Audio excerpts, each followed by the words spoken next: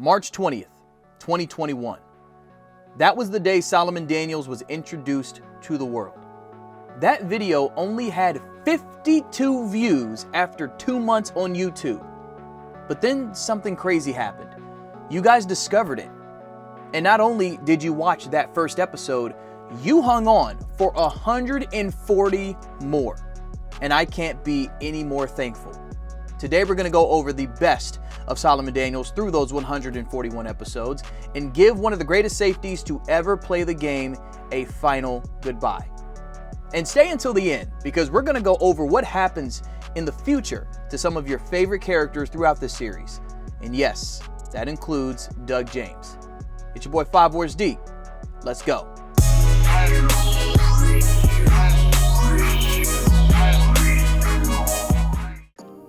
Oh man, I knew this day was coming, but it's not a day that I knew I wasn't going to enjoy this day, is what I'm trying to get at. We are saying goodbye to Solomon Daniels after 7 seasons, almost 3 years. Crazy enough, almost 3 years in real time of doing this series. Solomon Daniels has been a consistent part of my life, and to retire him is, this is hard. This is really hard, but I'm at peace with it. I'm okay with it. I don't think an 8th season is really necessary, and look, it works out in this timeline because Solomon's contract with the Kansas City Chiefs has expired, and because of that, I think it makes sense to have Solomon kind of bow out, just because, look, we all know that's how this series has gone, right? This has been a series of great players, elite players, Hall of Fame players having their contracts expire and they don't get renewed, they don't get re-signed, they don't even go to another team, they just disappear. And I don't think Solomon should be above that system simply because I'm the person who controls them. I think it does make sense for Solomon to be the next person to just kind of bow out of the NFL. So it's time.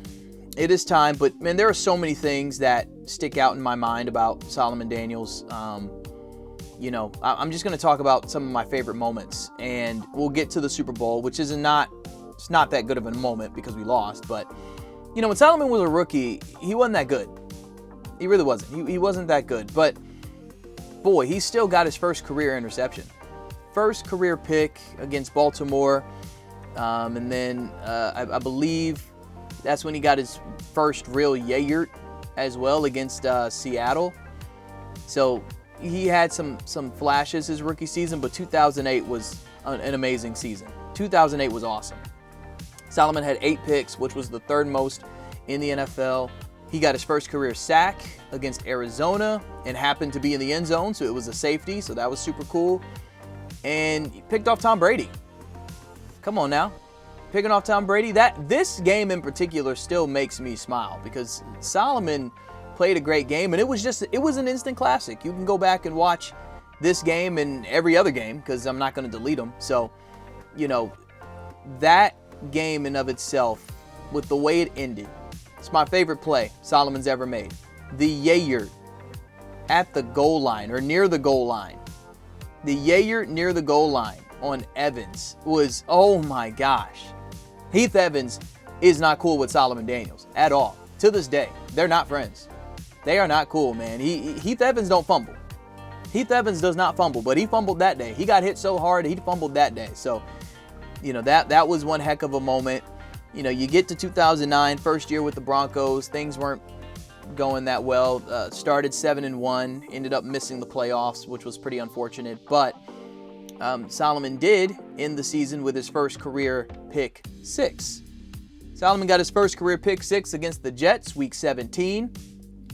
And hey, what can you say, man? We had been waiting a long time for Solomon to get into the end zone. Never did it as a kick returner, which we don't really have to get into that. But as a DB, we were still waiting for that first pick 6. We had been claiming it for basically 3 seasons at that point. And then the final week of season 3, he got it. And then you get to week 1 of season 4, boom, pick 6 against Pittsburgh. And then he went on to have 4 more pick sixes, setting the NFL record for the most in a single season. Had 5 of them. Before Deron Bland did it on Earth Prime, Solomon Daniels did it right here on Earth 5. 5 pick sixes, became the prince of the pick six. 10 interceptions, which I believe led the NFL that year. He was DB of the year for the first time. Went on to win the DB of the year award 3 times in total.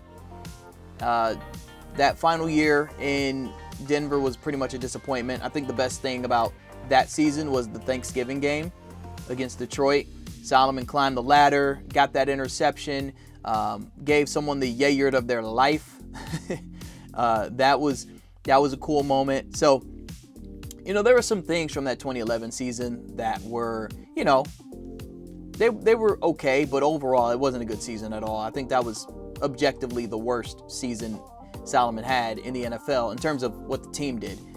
Gets traded to Kansas City 2012, and hey, what can you say?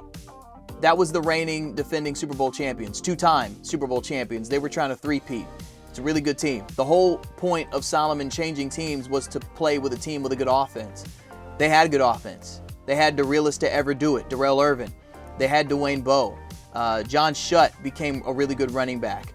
We really saw the Chiefs lose key pieces, but still play good football. They didn't have Larry Johnson, who was MVP. They didn't have Hall of Famer Tony Gonzalez, but we were still making some plays, and we were still winning games, and Solomon went on to lead the NFL in interceptions again. Had his first career hat trick. He had 3 picks in a game against the Raiders. Had 2 picks against the Bucks. Solomon had a fantastic season in 2012, and that was the second time he won DB of the year. And then the third time winning it was season 7, his final season in the league, 2013. The Chiefs were just that team. The Chiefs were that team. They said we were lucky, we were getting lucky all the time, and blah, blah, blah, blah, blah. We found ways to win. We knew how to win football games. That's what it was. We knew how to win football games. Go back and watch. We just knew how to win football games, and it looked like the football gods were just shining on us, right? So it was that type of season. Solomon had a huge pick six against the Cowboys. We routed Dallas. We had a lot of nail biters. Started 12-0, and ended up in the Super Bowl, which, of course, we would not have ended up in the Super Bowl if it wasn't for Jacksonville going just pants on head stupid. But thanks to Jacksonville for being stupid, right? That game was amazing.